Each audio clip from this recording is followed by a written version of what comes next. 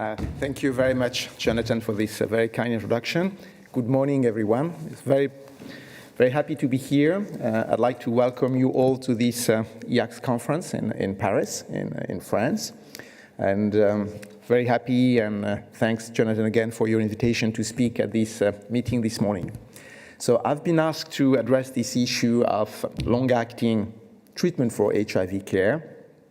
And I'm going to try to summarize some of the data that you probably all know, but maybe with a different look at some of these results. So I'll start with my disclosures. And today I'm going to talk about three main combination or drugs. The first one, obviously, cabotegravir/rilpivirine, long-acting. The second is lenacapavir as a subcutaneous injection.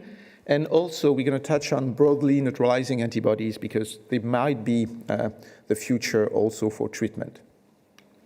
Let's start with the combination of intramuscular cabotegravir/rilpivirine. As we know, we have today very simple once-daily regimen for treatment for HIV, oral drugs. But despite their success, there are people who have problems with long-term persistence or adherence to oral treatment, and that's why long-acting injectable could be a transforming advance for these people. Cabotegravir, as you know, is an integrase inhibitor, and rilpivirine an NNATI. And if you look at the half-life of these two drugs, which can be given also as oral tablets, you could see that the half-life for cabotegravir given orally is 40 hours, whereas it's 40 days when it's given intramuscularly. And the same is true for rilpivirine, 50 hours when it's given orally, nearly 90 days when it's given intramuscularly.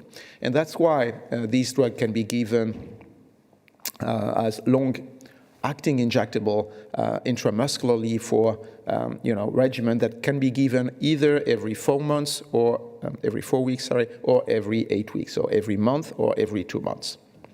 The initial phase 2 study, the LATE-2 studies, have shown that these regimens, given over more than 3 years, can maintain full suppression of HIV RNA.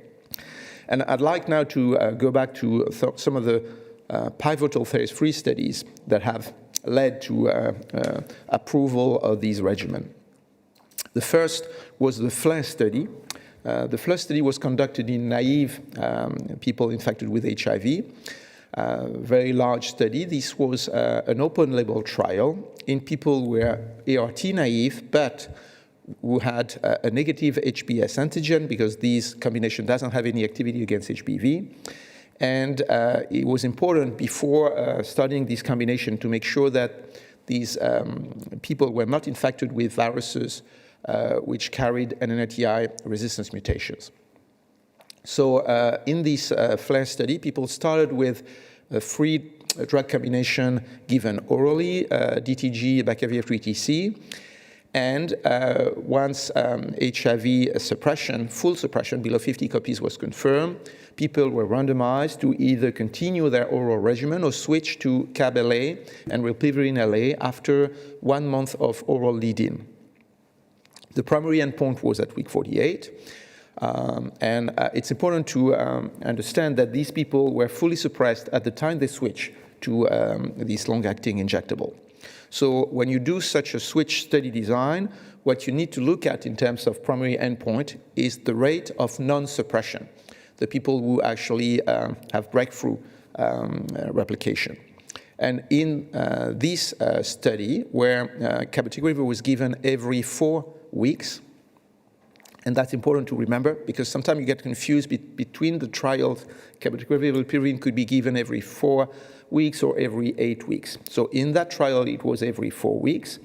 And you could see that the proportion of people with virologic non-response or virologic failure was 2% overall in both arms. And when you look at the treatment difference, it remained, the confidence interval remained below the 6% non-inferiority margin. For FDA approval, usually it's even 4% when you have a study, a switch study in people already fully suppressed. So it was clearly within this margin of non-inferiority. You could also look at people who maintain virologic success, but again, that's not so unexpected to have a very high proportion of people staying suppressed because people were already fully suppressed at baseline, right? Then the company started to engage into another trial, the Atlas 2M study, because they felt that given the half-life of this combination, they could try to give Cabernet and rilpivirine LA every 2 months and not every month to make it also more attractive for people and physicians. So in this trial, you had both people who were already on Cabernet rilpivirine LA every month, or also a number of people fully suppressed with oral PrEP. So again, this is a study looking at people fully suppressed at baseline with no HBs antigen, no NNRTI resistance mutation. So those were on oral PrEP started with a lead-in phase of oral rilpivirine, which we know now is not mandatory. It's just to make sure that people can tolerate these drugs. And in this study, they were switched to either Cabernet rilpivirine LA every 4 weeks or every 8 weeks. And then it's interesting to look at the primary endpoint at week 48. And you could see that with every 8 weeks, in dark green, you have 2.1% of people with non-virologic response versus 1.1 in those with the same regimen every 4 weeks. When you look at the treatment difference on the top of the right-hand side of the slide, you could see that the lower bound of the confidence interval is 2.5, so it's still below 4% as the non-inferiority margin, but maybe not as good as before, and you have a slight difference here. Then it is interesting to look at the long-term follow-up, after not 48 weeks, but here nearly 3 years of follow-up. And what you could see at 3 years is that this difference between the two arms increases a bit. And if you look at the left-hand side of the slide, you could see that the rate of non-virologic response was 2.7% with the regimen given every 8 weeks versus 1% when it was given every 4 weeks. So there is a slight difference. When you look at the treatment difference again, 1.7%, the lower bound of the confidence interval 3.8, so nearly 4%. So you could still claim this is non-inferior, which it is, according to this design. But if you look at the few people who had virologic failure with viral load above 200 copies, you had 12 with a Q8-week regimen versus 2 with a 4-week regimen. So again here, it's a higher rate of failure. And when people failed, 71% develop resistance to both rilpivirine and cabotegravir, which can be cross-resistant in some ways with dolutegravir. So that means that when you push this regimen a bit in terms of injection every 8 weeks, you may see a few virologic failures that you don't see when people are given the same regimen every 4 weeks. And that's why actually GSK and ViiV did a meta-analysis of all their trials to try to understand what are the baseline factors associated with failure. And failure, which we know because this regimen doesn't have a high genetic barrier to resistance, failure means also NNRTI and INSTI resistance in most people. Not all, but most. And they were able to identify a few baseline factors, the most important being rilpivirine resistance mutation. You have an increased risk of 40 times increased risk of failure. Then you had other factors like the rilpivirine trough concentration, which is difficult to assess, baseline subtypes, A6, A1. We have now data in Africa with A1, which seems to be doing quite well, if it's the only factor. High BMI, which is a proxy of CAB trough concentration. And indeed, if you have only one factor, probably except rilpivirine mutations, you can do fine. But if you have 2 or more factors, then your risk of virologic failure increases 25-fold. So it is really important to check these factors before starting this regimen. And in 2023, the EACTS guidelines, for the first time, endorsed long-acting intramuscular dual therapy, cabrelpivirine, for people fully suppressed under oral treatment, with a couple of recommendations to make sure that people are indeed fully suppressed, no baseline resistance to either cabotegravir or rilpivirine, no prior virologic failure on an NNTI-based regimen, no active HPV infection, no drug-drug interactions, in particular, CYP3A inducers.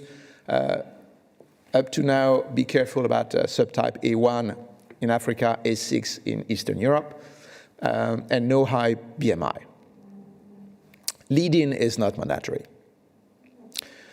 If you want to push this regimen a bit further, you may want to use it in people who have really adherence issues with oral PrEP, not those who were enrolled in this FLAIR and Atlas 2M study, who were people, very adherent to their oral treatment regimen, and in those people, you may expect to see very good outcomes. So in this ACTG trial, not yet published, but presented at CROI last year, this trial enrolled people who had either poor virologic response to oral ERT or issue with being lost to follow-up, still had no HPV infection, no resistant mutation to either INSTI or NNTIs or rilpivirine. And in the first step of this trial, everyone started again oral ART with economic incentives. They get paid to participate in the study. And these are people who have, we'll see that, housing issues, economic issues, so forth. That was a good incentive to give them money to come to the study sites. And so people received oral ART. They were supported for high adherence. And once the viral load became undetectable, then they were switched to either Cabernet rilpivirine LA or continue oral ART, but you have to notice that Cabernet rilpivirine LA was not given every 2 months, but every month in this study. So that's a big difference to the way we use this combination today. Because if you give it every month, then the cost increased twofold, right? So that's something you have to keep in mind. And when you look at people who were enrolled in the study, most of them were fully suppressed, but a few of them, 17% in the Cabernet rilpivirine LA had a viral load above 200 copies, only 8 with a viral load above 10,000 copies, so not many, and most of them were, benefiting from government funding programs, 80%. Also, 10% were homeless, and so very, particular population of people. And then the study was discontinued, although the primary outcome, which was the regimen failure, didn't reach actually a statistically significant difference between the two arms, which was the combination of virologic failure or treatment discontinuation. But because the secondary outcomes favor the long-acting regimen, the DSMB decided to stop the study, and this was considered a high success. I have to say my own reading of the study is not that good, because if you look at what we think would be important in people having adherence issues with ART treatment, what I think is important is to look at the rate of permanent treatment discontinuation, those who are not able to continue either oral treatment or injectable combination. And when you look at the right-hand side of the slide, of those, among those who had permanent treatment discontinuation, you see that the proportions are very similar. So no benefit in terms of discontinuation. But you know that when you discontinue long-acting cabrelpivirine, the consequences are not similar to when you discontinue oral ART, because when you discontinue cabrelpivirine, you have the risk of developing not only failure, but failure with resistance. And that's what happened in 2 individuals who failed the long-acting regimen. They had developed resistance to cabrelpivirine, so they were not able to resume this treatment, which is different from those who failed with oral ERT, and in which case there were no resistance and they could resume the same treatment regimen. And if you look at the rate of virologic failure, you may say, when you give the long-acting injectable, even if people don't show up at the next visit 4 weeks later, maybe that's not as much as an issue as compared to oral ERT, because of the long-acting activity of this regimen. You may understand that the viral suppression could be seen for a longer period of time. So, well, let's see when these data are published. But once again, they were obtained with the regimen given every 4 weeks. And now, if you want to push one step further, is what about using this combination in people with viremia, not suppressed, which was not the case in the Latitude study, where people, again, switched at the time they were fully suppressed. So here you have a number of pilot studies with different populations, very small sample size. And what's difficult in these open-label studies is that we don't really know what was the viral load in all these participants at baseline. And probably the outcome is very linked to the viral load at baseline in those participants. And you can see in terms of results, the rate of viral suppression was ranged between 50%, 57% to 100%. And so we need a better understanding of what it means. That's why we have to be very careful in using this combination in people not suppressed. And if you look at the IS USA guidelines or the DHHS guidelines, they recommend this regimen in people not suppressed only on a case-by-case basis. When you don't have any other option, when people are at risk of severe clinical outcomes, low CD4 cell count, if the virus is really susceptible to both CAB and rilpivirine, then you may decide to use this combination because there is no other choice for these people. But we clearly have to be, again, careful with this combination. Let's switch to lenacapavir now, which is the first-in-class capsid inhibitor. Actually, it is not a capsid inhibitor. It is rather a capsid drug which interacts with capsid assembly and induces the formation of capsid, but malformed capsids. And therefore, you block different steps in the viral cycle within the cells, both at the integration phase and the post-integration phase as well. It's a new class, so it is not affected by drug resistance to prior classes. And what's interesting is that this drug was approved following the results of a phase 3 trial in a very limited number of people for a very short period of time. Because in this trial, among people who had unsuppressed viral replication with resistance to at least 2 agents, with less than 2 fully drugs being available for treatment, if you look at the randomized cohort of this study, it was based on very few participants. 24 received lenacapavir in addition to their failing regimen, and 12 placebo for 14 days. And then everyone was eligible to receive lenacapavir. And what you could see in the left-hand side is the proportion of people who had a viral load decline of more than 0.5 log, 88% versus 17%. So no question that adding lenacapavir induces a reduction in viral load. And to assess the amount of reduction, you could see on the right-hand side the changes in HIV RNA level, almost unchanged without lenacapavir in the placebo arm, and -2 log with lenacapavir. So clearly, lenacapavir has antiviral activity, can be used in combination with other drugs, and within 2 weeks, you are able to show the benefit of this combination. On the other hand, in those who failed, you see emergence of resistance. Some of these resistant mutations are associated with high-level viral replication.